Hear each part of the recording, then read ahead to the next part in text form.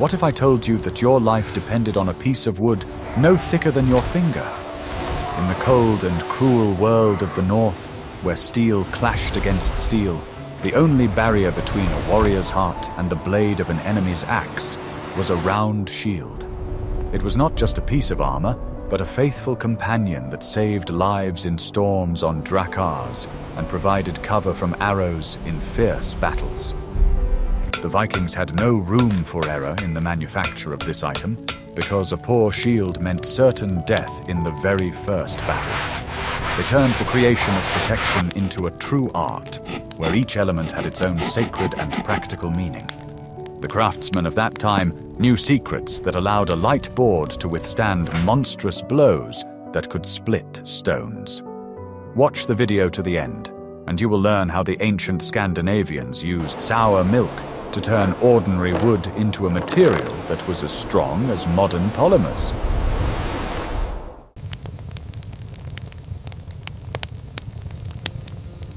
What if I told you that everything you believed was not true? We are used to thinking that a shield is just a bunch of boards knocked together, but for a Viking, the process began long before the first blow of the axe. The master went into the forest not just for wood, but for a living creature that would agree to become a shield. He looked for certain species, most often pine, spruce, or linden, which had unique properties of viscosity and elasticity. The wood should not be too hard, so as not to split from a strong blow, but also not too soft. Each trunk was examined with particular care, as if choosing a bride for a king. It was important to find a tree that had grown in a dense thicket, where the struggle for light forced it to stretch upward, creating smooth and straight fibers. Knotty and crooked trunks were ruthlessly rejected, as each knot was a potential breaking point in battle. The master looked at the bark and moss, determining the density of the annual rings, which indicated the strength of the future blank. It was a dialogue between man and nature, where a mistake in selection could cost the future owner his life. Once the perfect tree was found, it was felled with respect and care. The trunk was not sawn, tearing the fibers, but split with wedges along the natural growth of the wood. This is a critically important point that distinguishes ancient craftsmanship from modern production. Splitting preserved the integrity of the fibers, making the board incredibly resistant to bending and impact. A sawn board could crack, while a split board would spring back and return to its original shape. The resulting blanks were dried slowly, in the shade, protected from direct sunlight and drafts. Drying too quickly could warp the wood, creating internal tension that would tear the shield apart from the inside.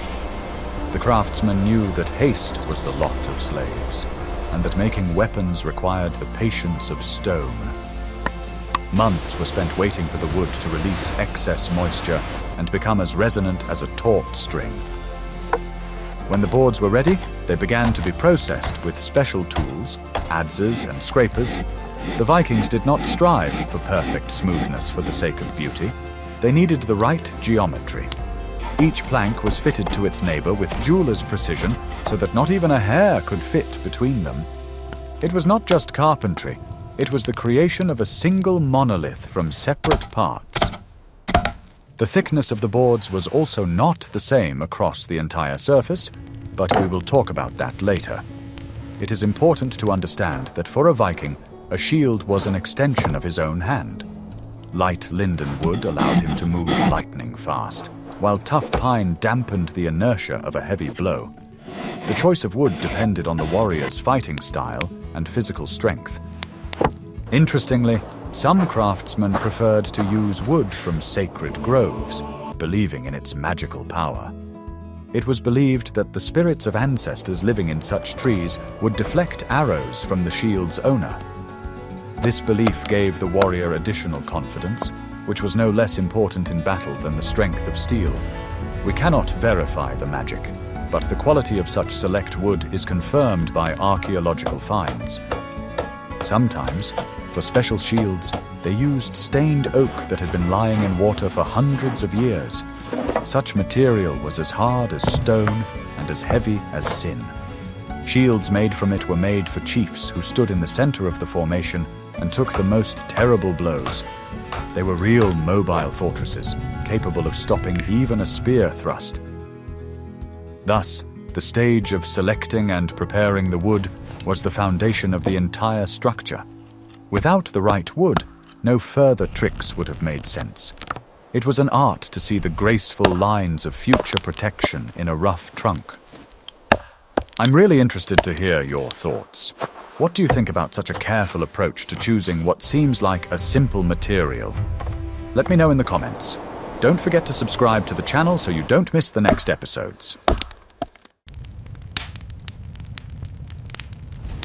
Are you ready to learn the truth about the technologies of the past? In the next chapter, you will learn what unusual ingredient held this world together.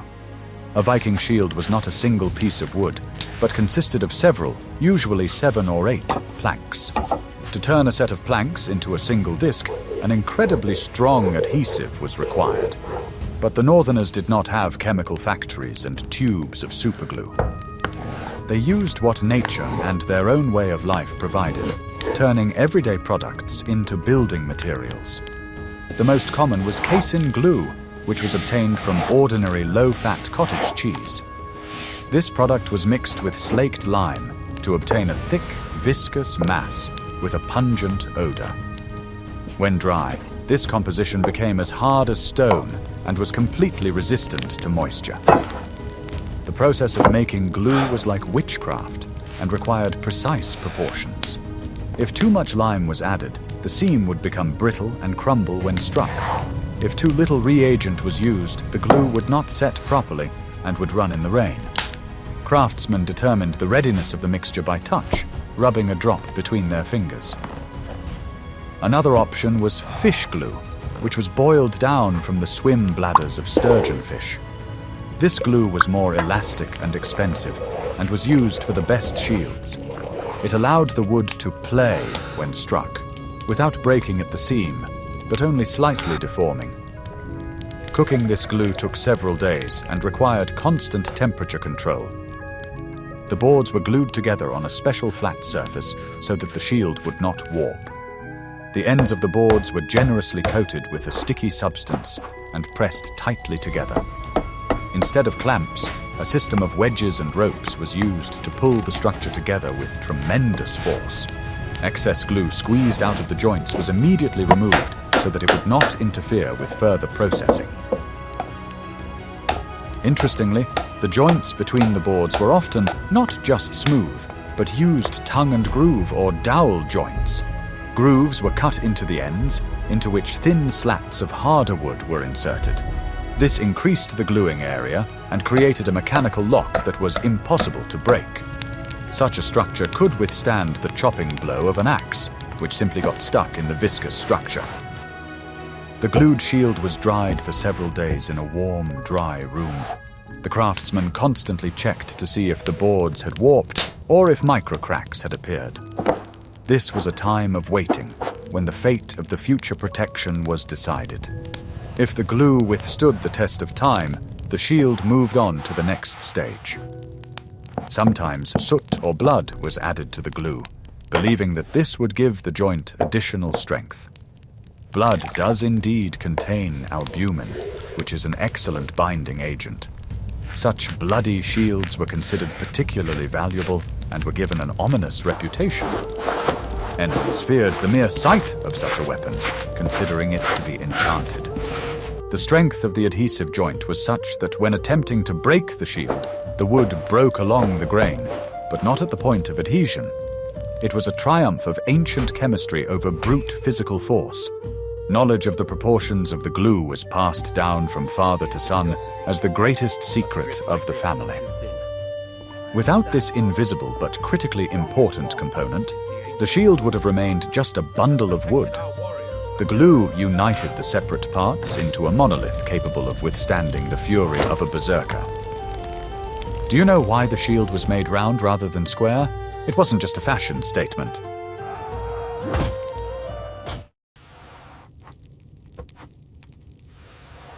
Guess how long it took to create this?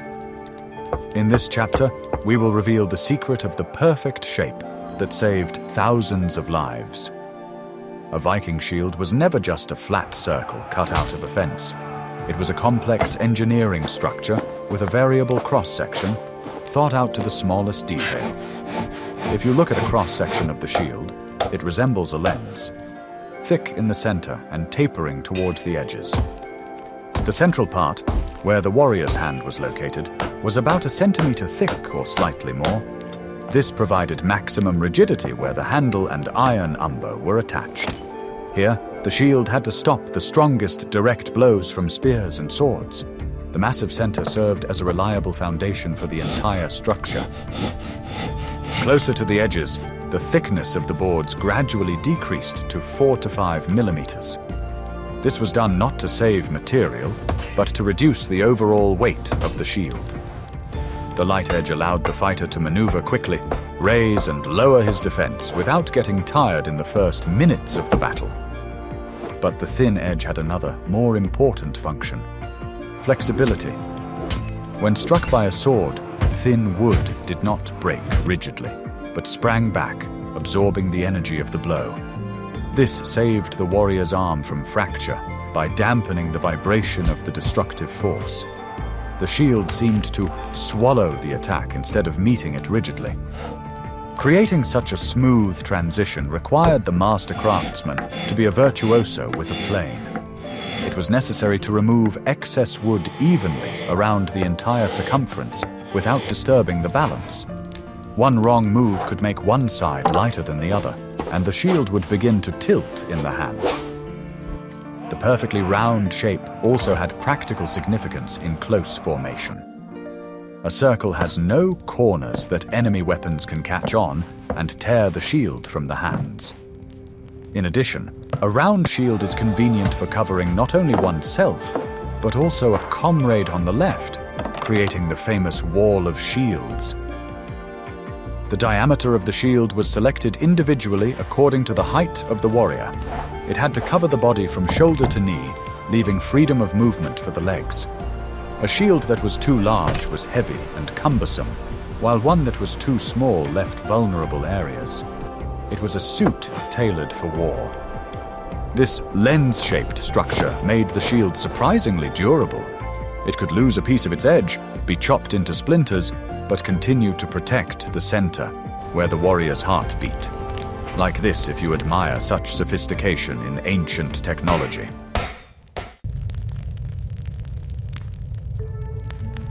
Want to know a secret that will change your life? Or at least your idea of how to take a blow? There was always a round hole in the center of the shield, but it was not a weak spot, but the heart of the defense.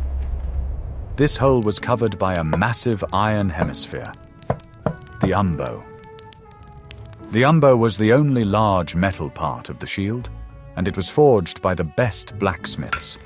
It was a bowl made from a single piece of iron, thick in the center and thinner towards the edges, where holes for rivets were punched. The shape of the umbo was ideal for deflecting direct blows.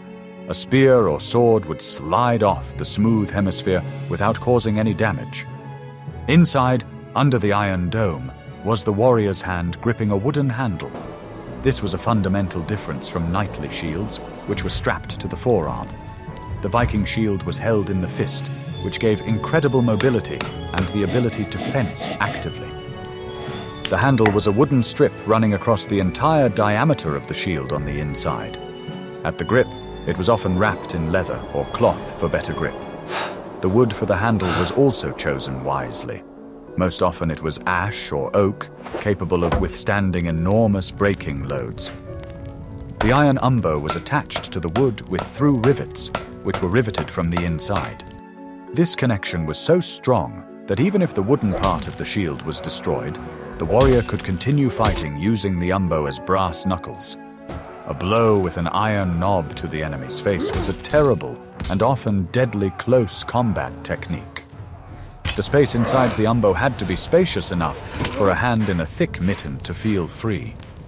If the umbo was too tight, a strong blow to the shield could deform the metal and crush the owner's knuckles. Blacksmiths knew the anatomy of combat as well as the warriors themselves. The handle itself served as an additional stiffening rib for the entire shield. It helped distribute the energy of the blow across the entire surface, preventing the shield from folding in half. The handle was often decorated with carvings or silver inlays, emphasizing the status of the owner. It was this combination of wood and iron that created the perfect balance between lightness and strength. But iron and wood are not everything.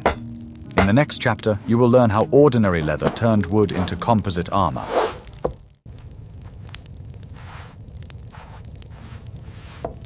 A shield made only of wood and iron was still vulnerable.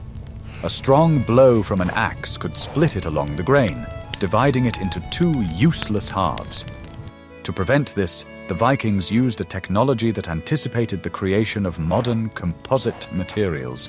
They covered the front and sometimes the back of the shield with rawhide.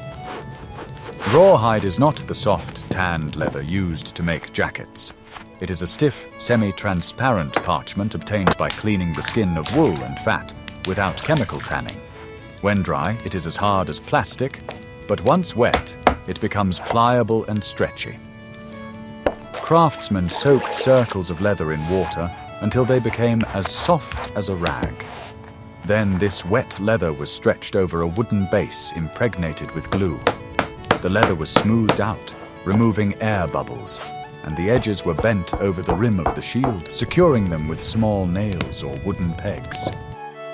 The most important magic happened during the drying process. As it dried, the rawhide began to shrink with tremendous force. It pulled the wooden slats together, creating powerful internal tension in the structure. This turned the shield into a single tense drum, incredibly resistant to damage. Now, when an axe struck the shield, the leather prevented the wood from splitting. It held the splinters together, clamping the blade of the enemy's weapon as if in a vice. It was extremely difficult to pull an axe out of such a sticky shield, and the enemy was left unarmed for a moment. The leather also protected the wood from moisture and rot. On sea voyages, where salty spray corroded everything, such a protective layer was vital. A leather-covered shield could serve for years without losing its combat qualities. Sometimes the leather was applied in several layers, gluing them together. Such a sandwich could even stop an arrow shot from a powerful bow at close range. It was the real laminated armor of the Middle Ages. This seemingly simple operation required enormous experience. If the leather was stretched too tightly, it could tear the shield as it dried. If it was not stretched enough, it would bubble and not provide the desired tightening effect.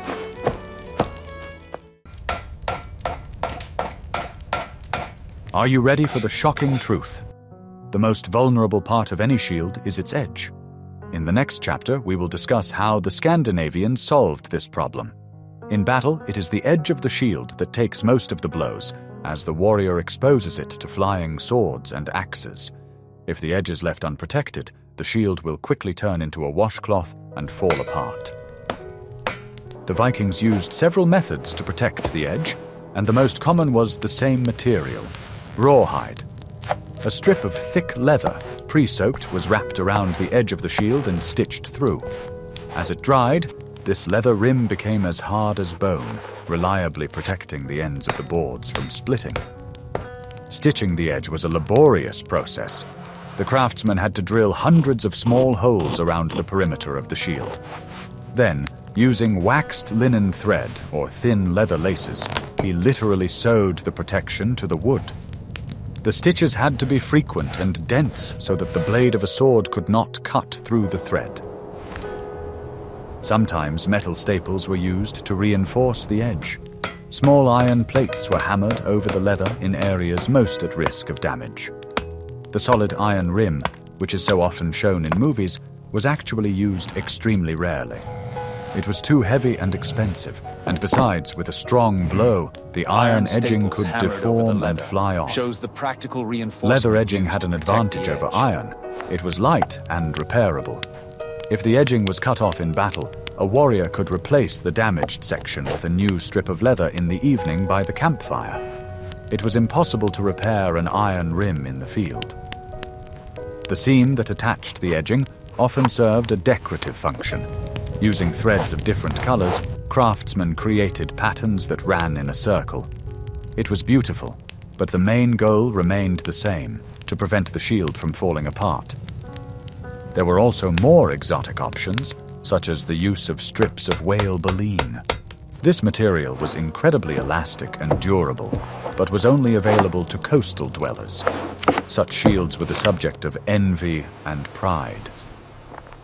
The technology for reinforcing the edge seemed simple, but it determined how many blows the shield could withstand before becoming unusable. Did you know that the color of the shield could determine the outcome of a battle before it even began?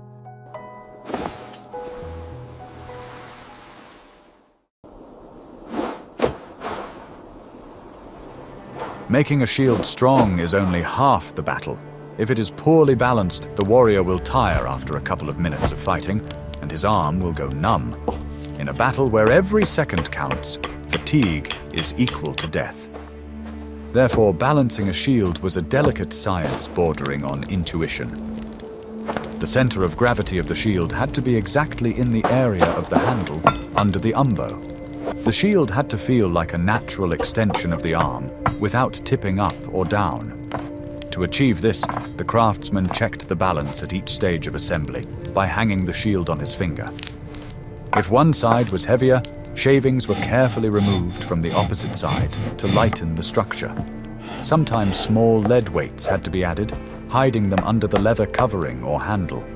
It was a delicate balancing act. The total weight of a Viking shield ranged from 3 to 5 kilograms. It may not seem like much, but try holding that weight with your arm outstretched for an hour, actively swinging it around. An extra 200 grams could be fatal in a protracted battle. The right balance allowed the fighter to rotate the shield around his fist, deflecting blows from different sides. Vikings did not stand still. They constantly moved their shields, meeting attacks at an angle. A light and responsive shield allowed them to react to threats with lightning speed. The handle also played a role in balancing. Its shape could be asymmetrical, thickening in the right places to compensate for weight. Sometimes the handle was shifted slightly above or below the geometric center to change the balance for a specific fighter. The craftsman even took into account the weight of the paint and leather. The layers were applied evenly so as not to disturb the delicate balance. Each nail and each bracket had its own weight, which had to be taken into account in the overall equation. A well-balanced shield, even if heavy, felt light in the hand. It floated in the air, following the warrior's every move. This feeling of weightlessness was a sign of the craftsman's supreme skill.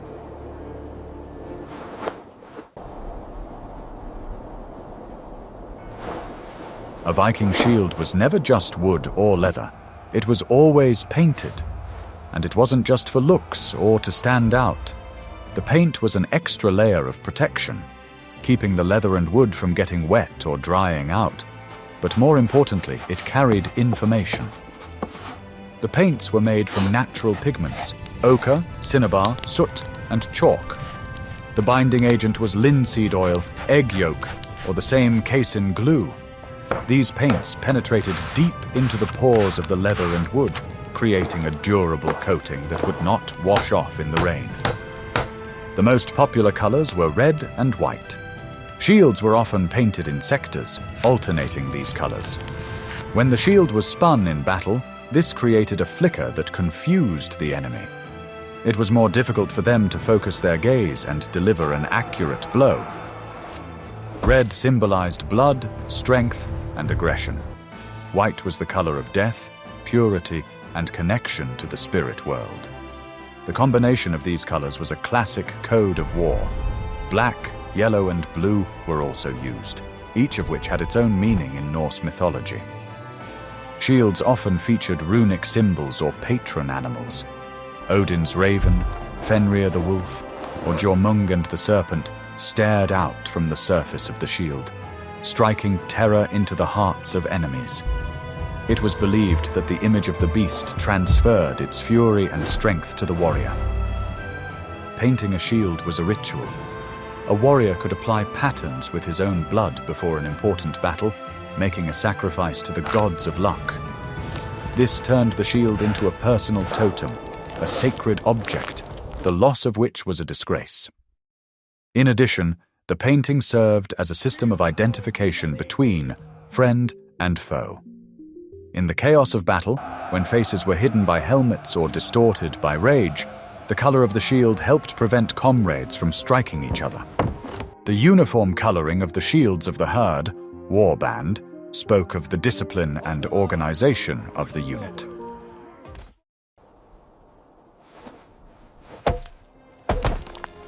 Before entrusting your life to a new shield, it had to be tested.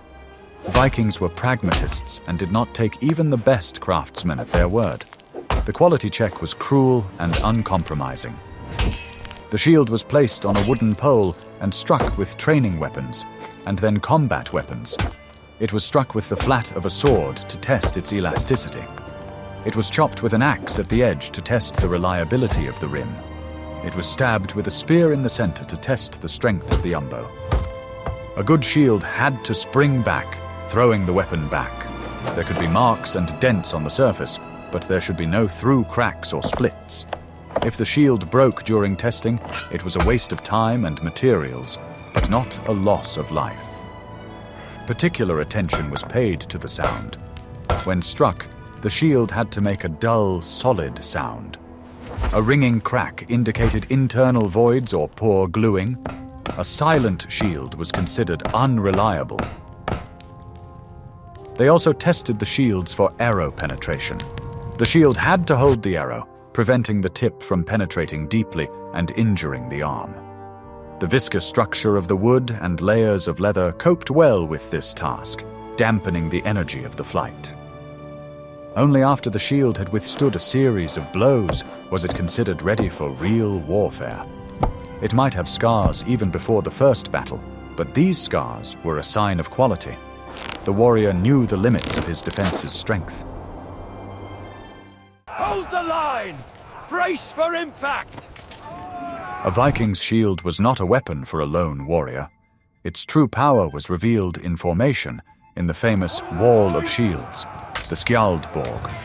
It was a tactic that allowed foot soldiers to withstand even cavalry. The warriors stood shoulder to shoulder, overlapping the edges of their shields with their neighbors. A solid, scaly wall of wood, leather, and iron was formed. Each warrior protected not only himself, but also his comrade on the right, covering his unprotected side. In such a formation, the shape and size of the shields were crucial. Standardization, albeit not strict, allowed the ranks to close tightly. If someone's shield was too small or square, a gap appeared in the wall, into which the enemy's spears rushed. The Wall of Shields was a living organism. It breathed, bent under blows, but did not break. The rear ranks pressed on the front ones, giving the formation tremendous mass and pressure. It was practically impossible to break such a formation with a frontal attack. In this wall, personal skill gave way to discipline and trust. You had to believe that your neighbor would not lower his shield, retreat, or expose your flank. The shields banged against each other, creating the rhythm of battle, a frightening roar that foreshadowed death. The Vikings knew how to transform the wall. On command, they could raise their shields above their heads, creating a turtle to protect themselves from arrows and stones when storming fortresses. This required coordination and long training. The shield in formation became part of the overall armor. Individuality was erased, leaving only the unified will of the horde. It was here, in the cramped and crowded battle, that the true quality of the craftsman's work was tested. We have come a long way from choosing pine trees in a remote forest to fierce combat within a wall of shields. Now you can see that a Viking shield is not a primitive barbarian craft, but the pinnacle of engineering thought of its time. It combines a deep knowledge of materials, chemistry, physics, and centuries-old wisdom of survival. Every element, from a drop of cheese glue to a forged nail in the umbo, served a single purpose: to give a person the chance to survive another day in a world full of danger. These shields were an extension of the Vikings themselves, rough on the outside, but complex and reliable on the inside. They were created by hand, but tempered by spirit. Suggest topics for future videos in the comments. Which Viking weapons or crafts would you like to learn more about? Perhaps the secrets of Ulfbert sword forging or the construction of dracars. And don't forget to subscribe to our channel so you don't miss out on new immersions into living history.